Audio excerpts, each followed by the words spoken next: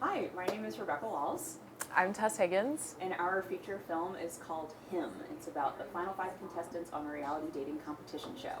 And I directed it. We co-wrote it together, we co-produced it together, and I also act in it. Welcome. Thank you for being here. I'll just start by saying it's a wonderful film. Thank you. Funny, insightful, scary, all of those things. But before we start talking about the film, though, I want to talk about the two of you. You both have a theater background. Yes. Right. And I believe this was originally Him was written by you for the stage. Yes. How has your theater background? How did your theater background, each of you, as an actor, as writers, as a director, affect making this film? Yeah, I think on the directing side, one of the things that people often shout out about our film is the ensemble scenes and how we frequently have all 5 women on camera at the same time and how dynamic those scenes are, which is something that I am really proud of because that is 100% my theater background as a director.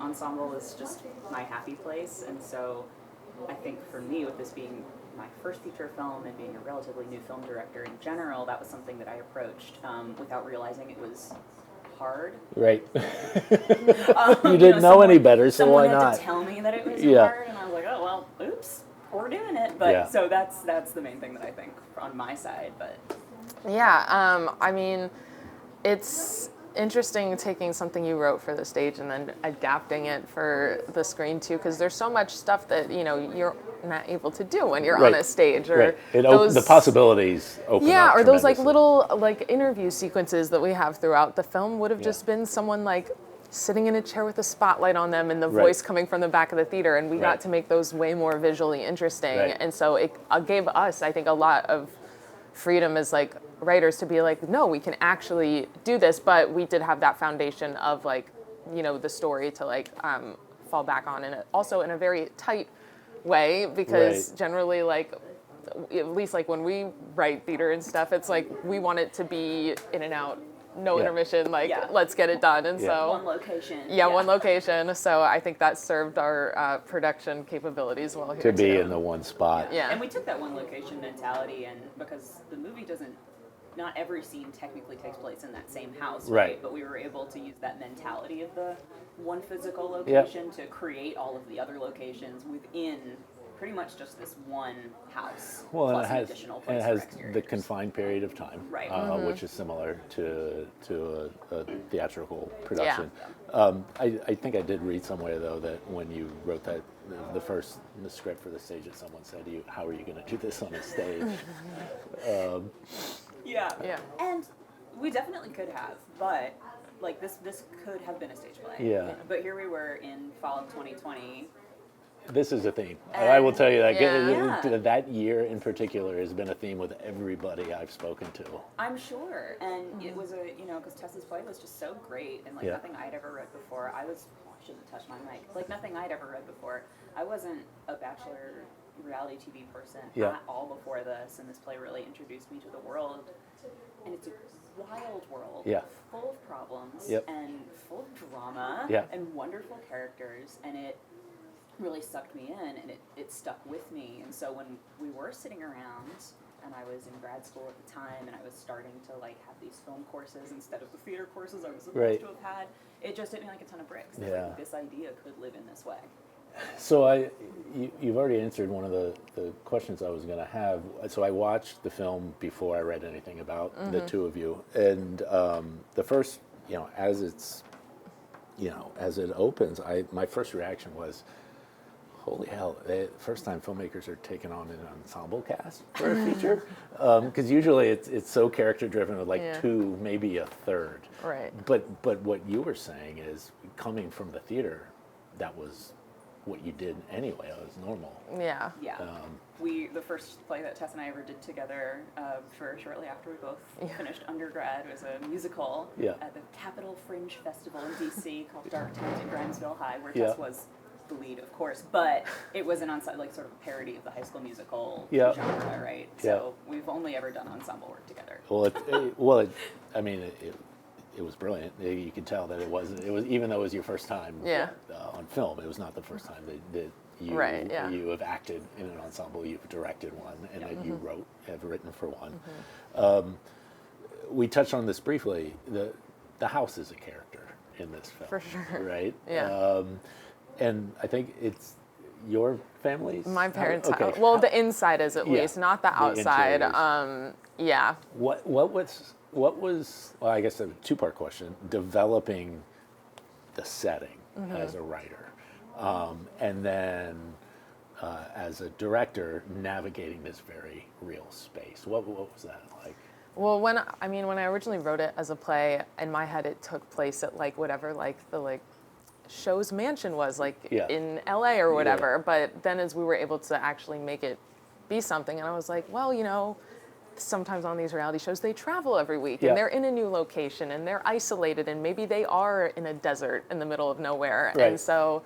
And it was actually, my parents were like, you could do it here. And I'm like, do you know what making a movie is like? and they were like, just have fun. And I'm like, okay, you might regret that later. So that is what we did. Yeah. Yeah. We spent a lot of time in pre-production. Tess was already there because we shot this in January, right after the holidays. And so Tess just stayed. You weren't at your home in LA for 2 months. Yeah. Really? But my DP was in Pittsburgh, I was in DC at the time, and Tess would run around on Zoom with the laptop to show us how things worked in the house. Because I had been there once before, the DP hadn't been there yet. So, every second of it was blocked out in advance on the blueprint of the actual house. Yeah. Which we had access to, Really? Yeah. No way. There are certainly tricks within it that, rooms are subbed for rooms that don't exist and that kind of thing. And those were things that really stressed me out. And I'm proud that you got does through not it. seem noticeable. It's not at all. It's not at all. The lighting was really tough in that space too, just because there's a million switches, the ceilings are high, there's a lot of recessed lighting, and so I know it drove our DP crazy. He was like, can we replace these light bulbs? I was like, no, they're recessed 12 feet up, so. And we spent a lot of time on that on set. Our gaffer was awesome, and he made them look great. So the narrative with these women is, you come in with survival of the fittest, basically. How do I get chosen for this? To what the hell are we doing? Why do we care so much about him? And then it flips and they become a cohort. When you were writing that, how much of that was this is what I want to happen on these, with these women who are on these shows, and how much is it have you heard in research this is actually Yeah, I mean, the thing that inspired me in particular was a season of The Bachelor where normally what happens is whoever doesn't make it to the end ends up being chosen as the next Bachelorette or something. And so this girl is sitting on the couch at the reunion show and getting announced as she's the next Bachelorette, and then her 4 friends from the season come up and join her on the couch, and there's this image of them all hugging each other. And the host, which was Chris Harrison at the time, says to her, he was like, wow, all the guys on your season are going to have to compete with that. And she was like, yeah, I guess I did find love here. And I was like, oh, that is so much more interesting to me. Absolutely. And, and I think a lot of reality shows benefit from showing the experience of being a contestant itself, not just the will I find love with this person, but what is it like to be friends with these people? What is it like to share this villa? What is it like to, eat the same avocado toast every day because we have no other food in this, that's what they do on Love Island. They have the same breakfast every day, and a lot more shows are giving us that experience. This recent season of Love Island, there were 3 girls who were super tight the whole time, and they've really capitalized on it, and now they're doing deals with Teen Vogue, and and I love seeing that. I think that's what people want to see, because even if you're a couple that might break up Right. the friendships will The probably friendships stay, will and last. we can Yeah. at least root for that and feel like that's something good that came out of this. So Well, and in the film, you immediately are rooting for them. Yeah. For the women. It's like, yes, yeah, let's do this. So now that you have had this experience creating a film, how do you both anticipate juggling projects in the future? How do you decide? Okay, what's a theatrical? What's a play? What's a movie? What's a short? I mean, how you've added complexity to your life. We really have, and I think that, I mean, Tess and I make a great team. Is something that we're really grateful for. Like, here we are 4 years into this at this point, which is, you know, on top of the 8-year friendship, and we still like each other. Which I'm told is rare. And so, you know, I think that's something that's important to me always in my life, is to make sure that I'm constantly diversifying what I'm working on. Okay. So I imagine that we will come back together to make something big again after we have gone off and I've had these lived experiences. And had different experiences where, like, rather than being equal producing partners on something, like, Tess just comes and acts in something I'm directing. Right. And that's all she has to do. Right. You know, or like, I go direct her short, and that's all I have to do. Right. That's all I have to do. Well, you know. And you have a shorthand for each other now. as well.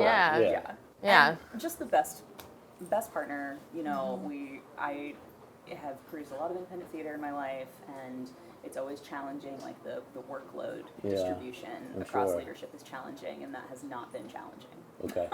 I one of the, especially when there are examples of two filmmakers working together, one of the questions I always have is, how do you work together? I don't need to ask that question. I see it. We have very different skills. We have very different complementary skill sets. She's really good at writing an email, and I'm not. So anytime I need someone to make it sound really professional, I'm like, can you do that? I put on the executive assistant hat. Okay. So how are you? When we were sound checking, we were talking. You were talking about your social media. How are you promoting the film? And how can we help you? So we'll have this on the Film Festival's YouTube channel. Great. That you're welcome to use however you want. But how are you getting the word out about this gem of a film?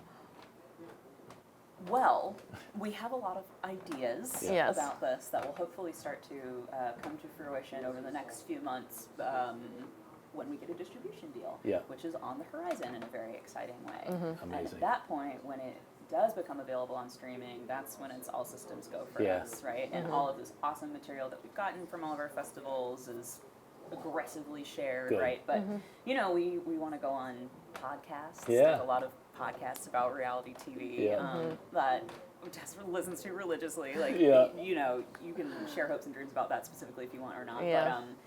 But so we're excited to, you know, leverage all of the connections that we have to get as close to the world as we can, because that's where the audience is. Like, the audience for this thing is huge. It's people who... And they're there. Right. Yeah. And it includes people who don't talk about the fact that they watch it. Right. Yeah. Of course. Which I think is it's the closet watchers. You think about, like, the Bachelor Reddit forum has like at least 250,000 members. And you know, that is who we want to watch this, is all those people who check in every day. And I think the most active thing that someone can do, if they see our movie now in this festival phase and they enjoy it, you can go write us a review on Letterboxd. Yes. That is a very nice thing to do. Yeah. Amazing. Well, thank you. Thank you for sharing your time. Thank you. Thank you. And sharing your time with us. Enjoy your time here. Yes, we're very happy to be here. And little tiny Middlebury and all that has to offer. So, thank you. Thank you. So much.